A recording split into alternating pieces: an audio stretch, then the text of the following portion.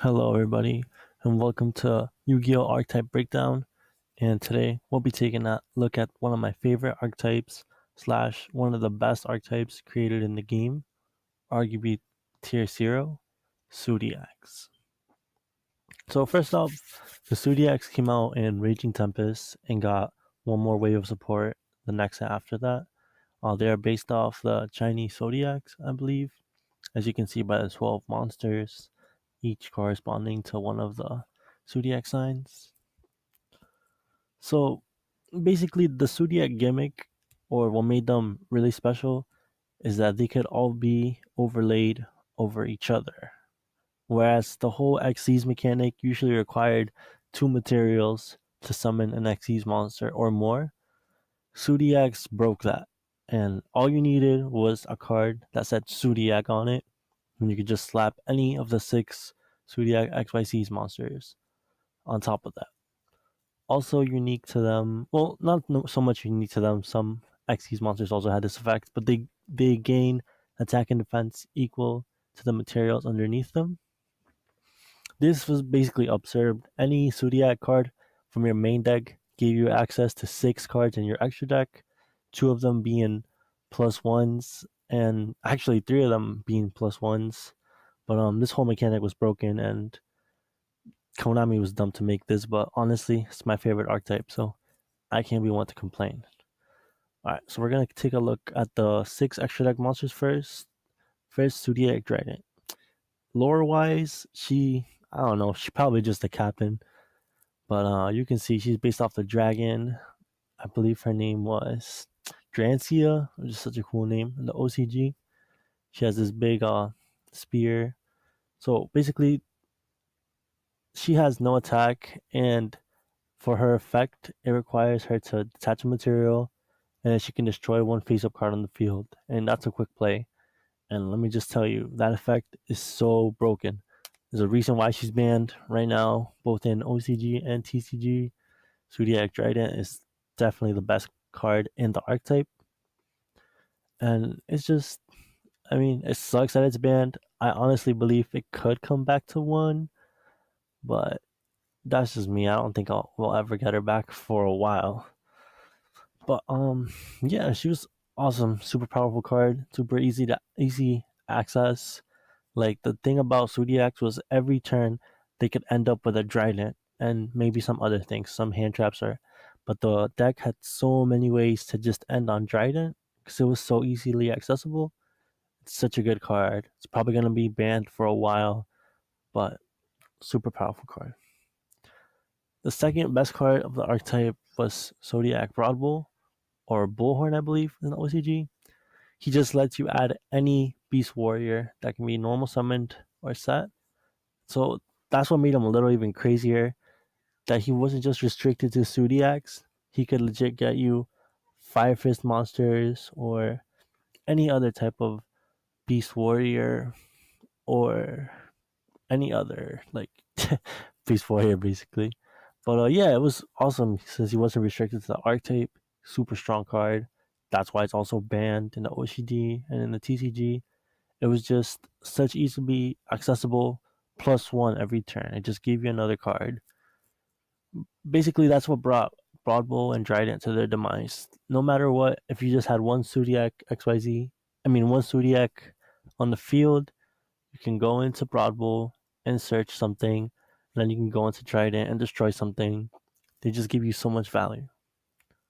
The third best card, and the only one that's still legal that like gives you plus ones is Zodiac Chakanine.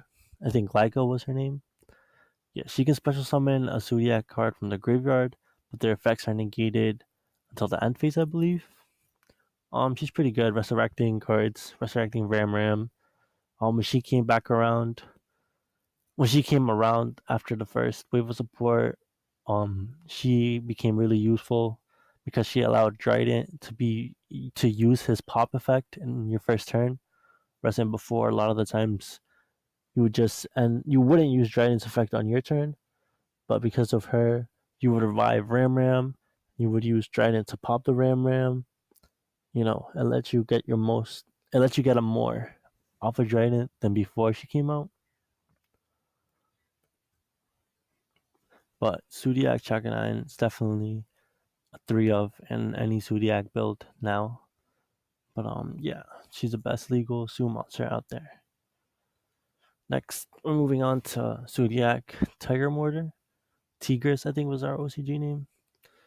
Um, Her effect is you can attach an Xyz material and then put, I believe, a Zoodiac Xyz and that Zoodiac monster to underneath any Xyz monster. So just like Broad Bull, she's pretty cool because she's generic, so she can help outside of her archetype. You could put Xyz materials under Digusto Emerald or like Hope Harbinger, just any actual Z monster. So that's a pretty cool effect. It's definitely a second best suit that's off the list. Should definitely 3 up in a pure build. Next is Zoodiac Borbo.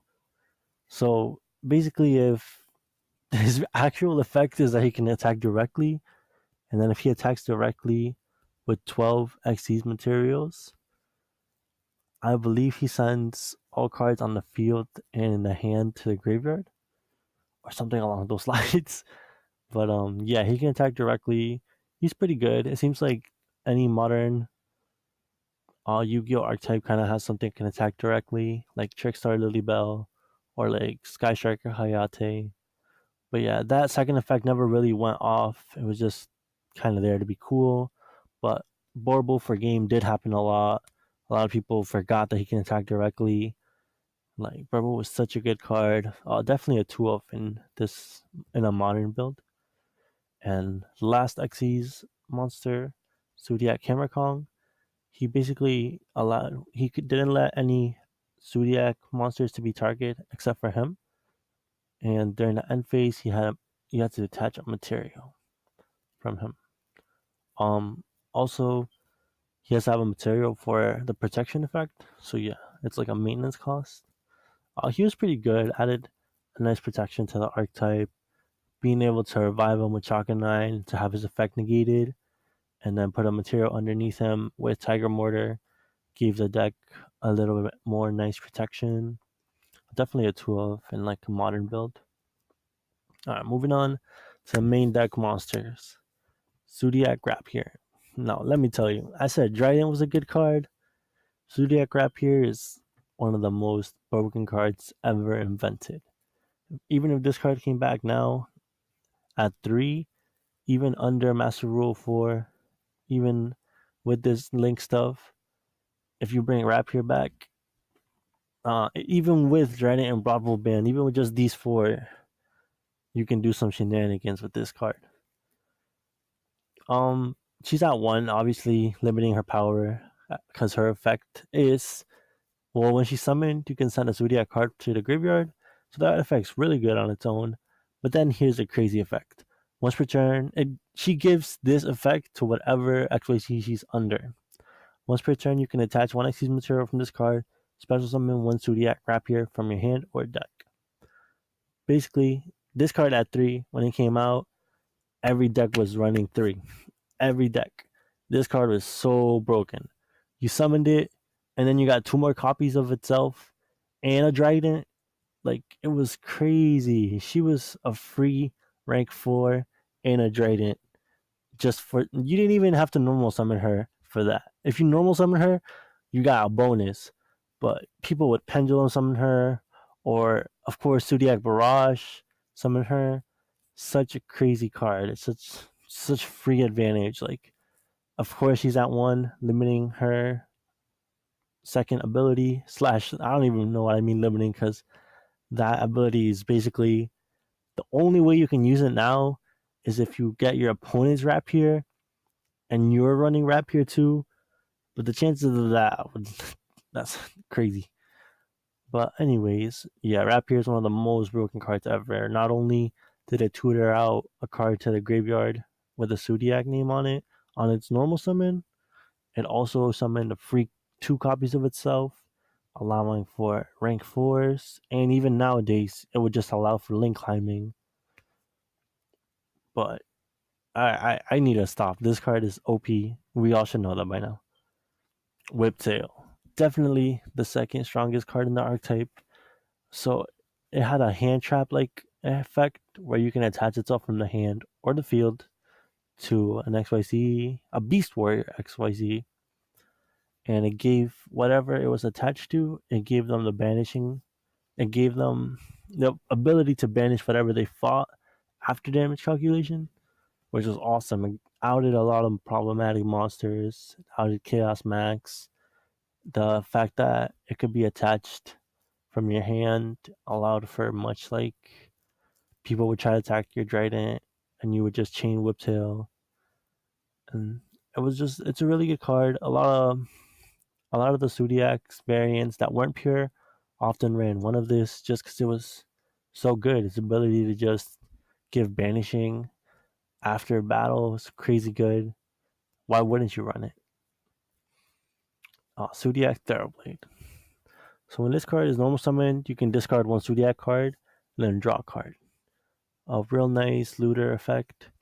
And then it has the highest attack of all Zoodiac monsters with 1600 attack, 0 defense. And it gave the effect to Pierce for whatever is underneath him. Pierce is basically, for anybody who doesn't know, is defense minus attack. The opponent does take the damage. But a super cool, super offensive card. Nowadays, it's probably the best Zoodiac in the main deck since Rapier is currently at one. It allows for some nice digging through your deck. Um, Piercing is super, super good. Like especially back in the day where in the mirror match, a lot of the times Tridents would have 0 defense. Nice piercing would do a lot. Definitely run 3 in the modern build. Zoodiac Ram. So if it's destroyed on the field, it can special summon a Zoodiac monster from the graveyard. And as a material, it gives the Xyz monster the ability to negate a trap that targets that monster. So it's a nice little protection effect, but its real useful effect is its floater effect to special summon a Zoodiac from the graveyard. Unlike Zoodiac Chakanine, Ram doesn't negate the effect, so it allowed for a lot of cool plays, a lot of cool battle phase tricks like destroying Ram, summoning Thoroughblade, and getting maybe a draw off of it, and then attacking with Thoroughblade. Um, it at first Zoodiac Ram didn't get a lot of play, but you best believe after Chakanine came out, Zoodiac Ram was definitely always being played. I personally played a one of Ram in my Metalfoes Zoodiac build, but because Metalfoes could trigger Ram's effect. But soon it became the norm after Chakanine came out to run at least 1 or 2 Rams. Now to Ram's spell counterpart is Zoodiac Bunny Blast. I think it was like Rabina was her OCG name. Real cool rabbit gun here. Also, I forgot to point out all these people got weapons. All these humans got weapons. I think I pointed out Tridents. But yeah, Broadbull got this cool horse axe. Chakanine. I don't even know what this is called, but you can see the wolf here, the dog. Tiger mortar. If it's not obvious, he has a mortar. And here's her little tiger. Borbo is just a bow, as his name says. Hammer Kong, obviously, it's like a hammer. Rat Pier, obviously, a pier, a rat, and a pier, like a type of sword. Whiptail doesn't really have like a name to it, but it has like a whip. Well, I guess the whip does say the weapon. Thoroughblade, obviously, a blade. Ram, just a shield. And yeah, Rabina, a gun, real cool gun with a bunny on it. Basically, if she's destroyed, she can give you a Zoodiac card from the graveyard to your hand. Really good, but didn't get a lot of play. Didn't see a lot of play. And as an Xyz material, she gave negation to a spell that would target that Xyz monster. But yeah, Rabina didn't see much play. Maybe I saw play as like a one of. I played one of her, but I was playing without barrages because barrages were like maybe like 70 or 50 at the time. I was not trying to spend that money. And the last Zoodiac monster, Zoodiac Cattle Roost. No one ever played this card. I tried playing it. It's not worth it. If it's destroyed, it lets you shuffle back one Zoodiac monster from your graveyard to the deck. Zoodiacs had a better way to do this.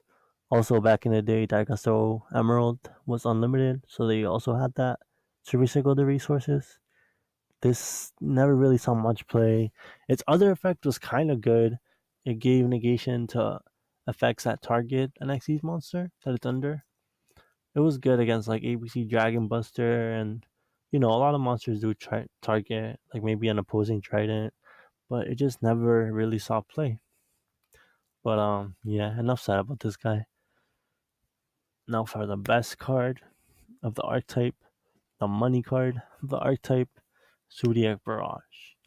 So basically, you destroy a face-up card, and then you special summon one Zoodiac monster from your deck. And then you can only use this once per turn, I believe. Yes.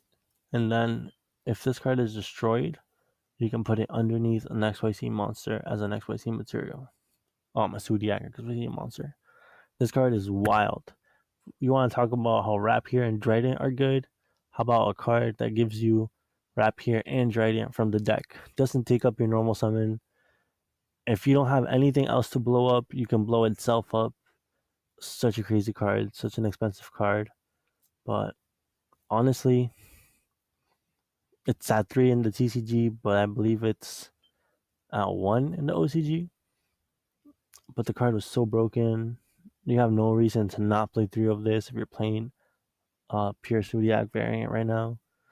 Such a good card. Zodiac sign. No one really played this. I played it. I played the field spell. I played 2 of it, and then eventually would cut it down to 1. And then basically it gives all your Zodiac monsters 300 attack and defense. And if assume monsters would be destroyed, you can destroy 1 card in your hand to save 1 monster. So if they like Regeki you, you could destroy something in your hand to only save 1. That was a bad thing about the card. It would only let you save 1. But it was also a little bit cool because like you could use Trident to destroy like a Rapier and then just activate Sign's effect and destroy a Ram that was in your hand. I did that a bunch of times. It also gave you a nice saving effect. Like if you holded Ram in your hand and had the field spelled up and they try to destroy your Trident, you would just use the effect, destroy a Ram in your hand instead, and then resurrect the card from the graveyard and your Trident was still alive. It didn't see much competitive play, like if any, but I personally ran one of it. It was pretty useful, but I was playing a very budget version of Zoodiacs. Zoodiac combo. This card saw play, a lot of competitive play as a one-off and pure variants. Maybe even two-off sometimes, but I can't recall that. So basically, you target one Zoodiac Xyz monsters, and you attach one Zoodiac monster from your deck to it as an Xyz material. That was a pretty cool effect, but that's not the effect that was used often with time. Sometimes it would be, but often it was used for a second effect. You can banish this card from your graveyard, target 5 Zodiac cards in your graveyard with different names, shuffle all 5 into the deck, then draw 1 card. Basically, recycling your engine was awesome. This could be sent from the deck with Rapier. If you drew it, your Thoroughblade could have discarded it. Or even if you drew it, you could set it, beef up one of your Xyz monsters, and then after it goes to the graveyard the turn after, you had a little draw power and you had put resources back into your deck. You should definitely play this at least as a 2-of if you're playing Zoodiacs now, but back then it was running as a 1-of. Pretty good card. Zodiac Gathering. This card never got to see any play besides its cute artwork. Nothing really notable about the card. So it says all Zodiacs Xyz monsters you control will detach an Xyz material to activate an effect. You can detach it from another Xyz material you control instead. So that's kind of cool, if a Zodiac, if you wanted to use Trident's effect, but you could detach from like a Degasto Emerald you had face up on the field or something like that. That's not really optimal, but like it gave you the ability to do that. And then I said you can banish this card from your graveyard, target 2 Zodiacs monsters you control, attach one of those to the other as an Xyz material. Another neat effect, but The card didn't really do much for you, so it never really saw play. Besides its cool artwork, I wouldn't even suggest running it at 1 of in a pure build. One of the last things I want to point out about Zoodiacs is their playing style. Much like their artwork portrays, they are way stronger together. Both Zodiac Barrage and Zodiac, I forgot what the other one was called. I was just on it. Both Zodiac spells and traps show them fighting together, which mirrors their actual playing style. Whereas, like, just Rapier alone wouldn't really do much, but Rapier with Broadbow and Borbo, that gives you a +1 off of Broadbow, and you could detach Borbo to summon another Rapier. And the other one, Zodiac Barrage, you see them together, fighting together, 3 of them.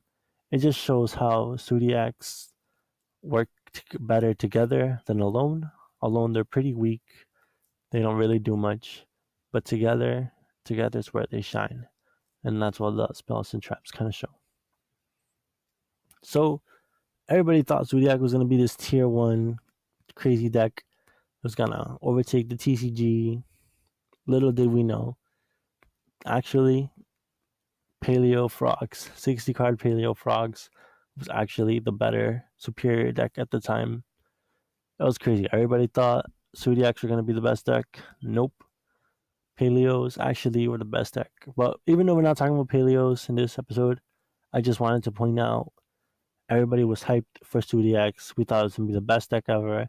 And it eventually was. And don't get me wrong, it saw lots of representation. But I believe Paleo Frogs won the next 2 YCSs after that. Rightfully so. Think about it. You had Desires, Grass, and Demise. 9 super powerful spells. Grass was an auto win a lot of the times. Demise, in this deck, where you have so many things to set, it's usually a +2. And of course, Desires always being a +1. This deck was crazy. You could steal your opponent's Tridents and then stack a Borbo on top and then make your own Trident. It was just. And also, Paleozoics are unaffected by monster effects. So Trident didn't mean nothing to them. And Trident was most of the time 0 attack or 12 attack because of Whiptail. All the Paleozoics crash into them. All the Paleozoics have 12 attack and they're unaffected by monster effects. So pretty much, Paleozoics had a great matchup against them. But we're not talking about Paleozoics. I just had to point that out. Zoodiacs saw play in everything. Any deck, your mom was playing Zoodiacs. Like, this is a invoked Zoodiac build. Of course, a little bit after the invoked got introduced, people played it with Zoodiacs. It's a pretty cool deck. Rip Maxi, please come back. We miss you. Of course, Zoodiac, True Draco was also a thing. Saw many tops. Really powerful deck. 60 card Infernoid Zoodiac. Just to show you like how crazy this shit was. Everybody was playing Zoodiacs, like all decks. Because why wouldn't you? It gave you so much advantage. Notable that Rapier can make this guy Bujin. Sorry, this thing is blocking it. Zoodiac Rapier can make Bujin Amaterasu. It would allow you to summon back, like, it would allow you to get like Maxi to your hand after you banished it with Fairy Tale Snow. That was crazy. Like, I remember seeing people do that and I just thought that was absurd. Adding Maxi from the banish onto your hand. But yeah, 60 card Inferno, it's really powerful. Even though we didn't get Natis till recently, this is an OCG list. This did see play in the TCG. This was an OCG list for Metalphos, Zoodiac, Magispectors. I personally played this deck in the TCG. It was crazy. The best boards were Trident, Karen, and Alka Heist. That was such a good time. But yeah, like I said, Zoodiac saw mixed with everything. Also notable, since Broadbow could search a Beast Warrior, it gave you access to this guy right here. Gave you access to low scales, high scales. This is a build that I made recently. Just a small stun build. I just realized you can't even see the extra deck. Let me see. But basically, yeah, you just try to win Ties of the Brethren. You try to, you got a good amount of traps. You got desires. You could also play Ties of the Brethren if you want. Um, because Ties of the Brethren would be pretty good, but you don't have to. It's just a small little build I made real quick to anybody that would want to play Pure Suit. But I'm sure you could make it better. Like I said, Ties of the Brethren is pretty good. But to cap it off, Zoodiac saw major success in competitive play. It saw a mix with many decks. Kaiju Zoodiac was rampant in the OCG and had a little bit of success here. Since they were all level 4 Earth, you had really easy access to Chariot Beast with Glow Bulb. Paleozoics were even playing a small Zoodiac engine sometimes. 60 card decks were playing it. Draco was playing it. Zoodiacs were everywhere, and only because of the list that they leave. A little bit of the lore. We see the card Zoodiac wrap here in the card artwork for Dragonic Diagram, along with Kriston. I forget his name. I think it's Quan and Metalful Steelin and Master Pendulum. And they are all creating Metaltron 12, the true Draco combatant, up here. Pretty cool. Wrap here, of course, being like the chosen one of the clan. I want to take a little closer look at the name Metaltron 12, the true combatant. So, since he was made by all of these 4 clans, his name is Metaltron, coming from Metal Foes and Chris Trons. And 12 is a reference to the 12 Zoodiacs, the true combatant, because he's a true Draco. So, pretty cool. We see Rapier here helping out. I also forgot to mention completely that in the artwork for Zodiac Sign, we see Luster Pendulum giving his powers, to the 12 Zodiacs. Also pretty cool. I completely forgot to mention that, but yes, Luster Pendulum gives them their powers originally. Okay, sorry about that. Also, True King Lithosasham, Disaster, Zodiac Rapier, Zodiac Borbone, Zodiac Broadbull appear in Zodiac Combo. We see them fighting. Like I say, they fight together. They're fighting this evil worm earth creature. Um, yeah, they tie in to the story of Luster Pendulum, and pretty cool, pretty good artwork. But if you guys enjoyed this, if there's anything I missed that you guys wanted me to point out, or anything you guys think I can improve on, be sure to let me know down in the comments. If you like this type of content, I'm gonna try to keep bringing Yu-Gi-Oh content to you guys. Be sure to hit that subscribe button, hit that like button, because we're trying to build this channel up. And if you guys have any suggestions for any archetypes you want me to take a look at, leave them down below. Peace.